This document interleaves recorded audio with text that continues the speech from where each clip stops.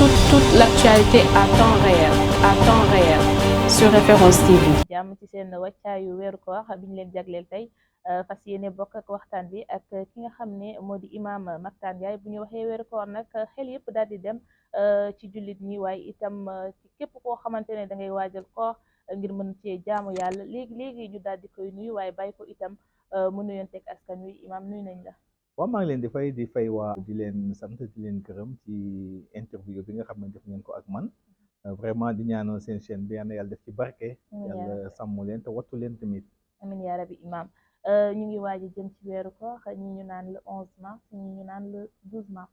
waaye li leer ba leer mooy jullit ñi ñëpp dañoo fas yéene woor ci weeru ramadan bi ñu jëm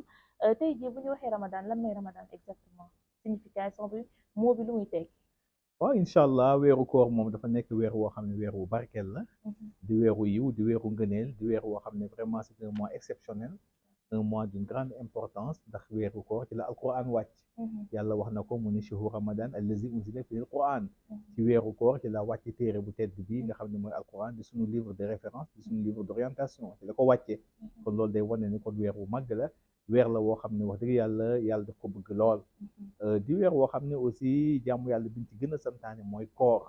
koor nag buñ ko waxee mooy abstinence totale. mooy tey sa bopp bañ a lekk bañ a naan bañ a def lépp luy dog koor moo xam sax nit ki ànd ak sa soxna yooyu yëpp dañ koy tere ci bëccëgu weeru koor. kon abstinence totale de tous les organes de sens fexe fekk say mboolem cër ba li ko dalee lever fajar ba jant so loolu la ñu tuddee koor. parce que koor buñ ko définiree le mot ça veut dire s'abstenir rek. mais buñ ko utiliser dans sa terminologie religieuse foofu mooy s'abstenir de boire de manger moytu lekk naan avoir des relations intimes durant la journée du jeûne ba jant so ànd ak jaamu yàlla loolu la ñu tuddee koor. muy nag wax dëgg yàlla jaamu yàlla bu rëy boo xam ne moom la ñu yàlla sant ci biir weeru koor. donc ci biir weeru koor jaamu yàlla bi ci gën a rëy mooy koor gi. donc ci biir shahru ramadan koor gi mooy jaamu yàlla bi gën a rëy te yàlla daf ko farataal ci jaam yëpp. moo tax mu ne yaa ayyuha allazina amanu kutiba alaykumu siyaamu kama kutiba ala allazina min qablikum la'allakum tattaqun. yéen ñi gëm yàlla dama farataal ci yéen koor comme ni ma ko farataale woon ci xeet yéen ci jiitu woon. c'est-à-dire que xeet yi ñu jiitu woon ñoom dañ daan woor. donc mu ne dama ko farataal ci yéen comme ni ma ko farataale woon ci xeet yooyu pour boo ngeen ci jógee ngeen am ragal yàlla. kon objectif bi yàlla visé ci koor mooy nit ki bu ci jógee mu am la crainte révérentielle muy ragal yàlla gu mat sëkk. kon tey abstinence bi nga xamante ne suñu borom mu ngi koy sant ay jaamam lan la ci namm exactement. abstinence boobu lu mu si namm pour nous atteindre benn objectif mooy àgg ci ragal yàlla. parce que mooy objectif bu finalité koor. mooy bu ñu jógee ci koor gi suñu jikko soppeeku. suñuy doxalin soppeeku. suñuy digganteeg moroomu doomu aadama soppeeku rafet. loolu la ci yàlla jublu. moo tax abstinence la.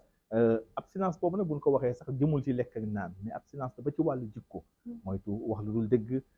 bàyyi jëw bàyyi rambaaj bàyyi hypocrisie yooyu yëpp dafa bokk ci koor mooy da ngay sàmm ci cër fekk ci mboolem jikko yooyu yëpp. Oustaz wax nga ko léegi mooy dafa am loo xam ne da koy laaj tey jii lan mooy règle yoo gën a rëy wala ay ponk yoo xam ne suñu borom tëral na ko te da koy digle saa yu weeru koor jotee. waaw ponki koor nag moom mooy bi ci ëpp solo mooy yéene. xam nga buñ la déclaré ni weer wi feeñ na wala nu annoncé la ko rek li ngay njëkk def mooy yéene ndax képp ku yéenewul di woor sa koor du baax te yéene boobu da nga koy fanaanoo mooy buñ la nee à 21h weer wi feeñ na da ngay fas yéene formuler l'intention nga ni man kat fas yéene naa woor 30 jours yëpp fas yéene naa woor weeru koor wi yëpp yéene boobu c'est important. boo ko defee benn yoon mën na la yóbbaale ci koor gi yëpp. par exemple tey ki nga xam ne dafa xëy suba di nelaw biddanti ba 9h du matin wala 8h du matin mu yeewu. ñu ne que weer bi de feeñ na biig mu ne man yéene ma woon jour boobu day jàpp mais bu koor gi jeexee daf koy fay. ndax yéenewul woon donc yéene boobu c'est fondamental il faut que nit ki def ko donc ci bu ñu ko déclaré ni weer wi feeñ na rek na gaaw yéene. c'est important bokk na ci règle yi aussi abstinence bi ma wax abstinence totale te sa bopp bañ a lekk bañ a naan. moytu mbooleem jikko yoo xam ne rafetul. wax lu dul dëgg rambaaj jaxase ay nit et cetera mais bokk na ci aussi mooy su fekkee jigéen la aussi na bañ a nekk ci période de règle menstruelle. ndax jigéen bu fekkee dafa nekk ci période de règle menstruelle day dog koor parce que ça ne rime pas avec le jeûne du ramadan. donc bu nekkee ci gis règle day arrêté kooram bu koor gi jeexee mu fay fan yooyu. donc yooyu mooy règle yi nga xam ne mooy règle fondamentale du jeûne ñu bàyyi ko xel bu baax a baax surtout yéene bi nag waaw.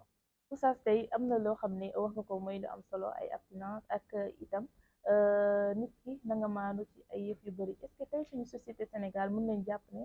seen koor nañ koy defee noonu la waree. Sénégal wax dëgg yàlla booy am seetlu bu baax da nga naan nit ñi moom xamuñu ba tey luy koor ndax ñoom dana jàpp ni koor mooy bàyyi lekk bàyyi naan rek waaw ndax nit ki da ngay bàyyi lekk bàyyi naan suba ba ngoon lekkoo naanoo mais yendu di jëw di rambaaj di dugg di jaxase ay nit di dugg ci lu warul dugg di def lu bon di jëf lu bon suba ba ngoon di def hypocrisie te yaa ngi xiifal sa bopp te yonent bi tere nañu ko nee na man lam yada qawla zuur wala amalu bi fa laysa lillahi xaajatun fi an yadaa taamahu wa sharaabu nee na koo xam ne bàyyiwul def naka sudul noonu kooku sa lekk sa ñàkk lekk ak sa ñàkk naan yàlla amu ci soxla donc dañuy xiifal sa bopp rek te loolu mu kaal def war naka moytu moo tax fokk nu woon sénégalais yi wax leen ni kat koor du bàyyi lekk bàyyi naan rek koor moom mooy fekk sa mbooleem cër abstinence boo xam ne sa organe de sens yi di moytu lu xool lu xaraam te yendu ci YouTube bi vidéo bu xaraam bu nekk nga xool ko son bu xaraam bu nekk nga déglu ko loolu bokk na ci li yàq koor ak grand place yi aussi grand place yi aussi moytu ko parce que da ngay dem ci grand place yi di jëw dugg ci loo warul dugg ku romb nga xool loolu yëpp ay comportement la yoo xam ne ku wóor daf ko war a moytu bu ne abstinence donc dàq koor moom boobu nuy wax moom wax dëgg yàlla moom nekk na loo xam ne waxu ceddo la waxu amul fondement ci l'islam man je crois islam daal booy dàq koor na nga ko dàq ci lu baax mooy toog sa jàkka ja déglu tafsirul quran yi wala toog bu fekkee yow rek la nga toog sa kër taal sa alquran def say écouteur di déglu wala taal sa télévision di déglu loo xam ne wax dëgg yàlla loo amal njëriñ la ki sa wàllu diine loolu bokk na ci ñuy dàqee koor mais dàq koor ba dem ca plage sol lu bon nekk ci géej ga ànd ak jigéen ñi jaxasoo ba góor ñi ak jigéen ñi loolu moom wax dëgg yàlla koy dàqee koor ça veut dire que comprendre ba tey sensu li nga xam ne mooy ramadan macha allah muy am solo ndax bëri na ñu koy def si ñun ndaw ñi waaye oustaz lu tax ramadan ñu tàmm ci ñaar fukki ak juróom-ñeent fan wala sax fanweeri fan boo xam nga weer moom ci wolof weer calendrier lunaire moom ñaar la soit 30 wala soit 29 te bu nu yonente bi li mu nu jàngal mooy bu nu demee ba am 29 jours nañu séntu buñ ko gisee nu woor buñ ko gisul nu complète 30 jours démarche boobu ñun commission nationale croissant lunaire te loolu la ñuy dox mooy suumoo li ru'yati wa aftiru li ru'yati boo ngeen amee 29 jours ngeen séntu observer le croissant lunaire boo ngeen ko gisee ngeen woor boo ngeen ko gisul ngeen complète 30 jours donc weer ci wolof ñaar la soit 29 ou soit 30 tey noo nga ci 17e jour je crois mercredi 17 donc ça veut dire bu ñu demee ba 29e jour ci la ñuy séntu buñ ko gisee nu woor buñ ko gisul nu complété donc ça dépend ci weer bi incha allah noonu la tere tey jii ngay jullit lan mooy war a tere wala lan mooy tax ba jullit bi du mën a remplir li nga xam ne moo di ay obligation ngir mën a jëm ci weeru koor waaw li nga xam ne du mën remplir ay obligation am ci koor mooy ñu dul woor mooy koo xam ni tey il est incapable waaw incapable parce que loolu tamit ñi incapable ñooñu ay catégorie lañu fekk du ci coobareem waaw du ci coobareem parce que booy xool ñooñu boo leen di énumérer di leen lim am na d'abord ki tukki par exemple ki voyager d'une distance égale à 80 kilomètres pour tukkee du may day noonu islam may nag mu dog kooram ndax xam nga condition voyage dafa metti su fekkee da ngay jël vol ak décalage horaire yooyu yëpp mën nga dog boo àggee ba toog ba plus tard nga fay fan yooyu kooku benn cas la mais nag na nekk voyage boo xam ne du voyage u plaisir caaxaan voyage distraction non non na nekk voyage boo xam ne da ngay dem jaale ji donc mbokk voyage yu farata donc bokk na ci aussi le cas du malade ci feebar nag pour les malades moom règle générale yi mooy ki feebar na dog bu wéree mu fay mais nag borom xam-xam yi distingué na ci 3 cas de figure bu fekkee da nga am feebar boo xam ne ragal nga ni bu fekkee da nga ànd ak mën nga ànd ak moom ak koor te du la wàññi dara xam na ay soj yoo xam ne wala des toux et cetera rhume yoo xam ne boo ko àndee ak koor du la wàññi dara nee na boobaa nga woor moo gën mais fekkee da nga am feebar boo xam ne mënul ànd ak koor mais espérer nga ci am nga yaakaar di nga wér boobaa nga dog bu koor gi jeexee nga fay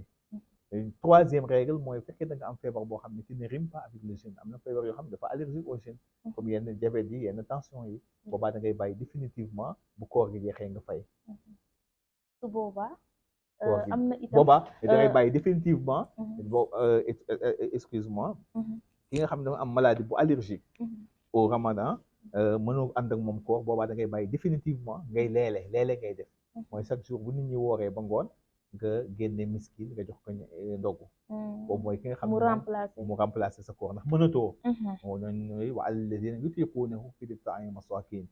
bokk na ci aussi pa bi màggat wala mère bi màggat xam nga koor moom amul âge mais boo demee ba un certain nombre d'âge at sa dund te mënatoo woor amatoo kattan boobaa da ngay bàyyi koor gi aussi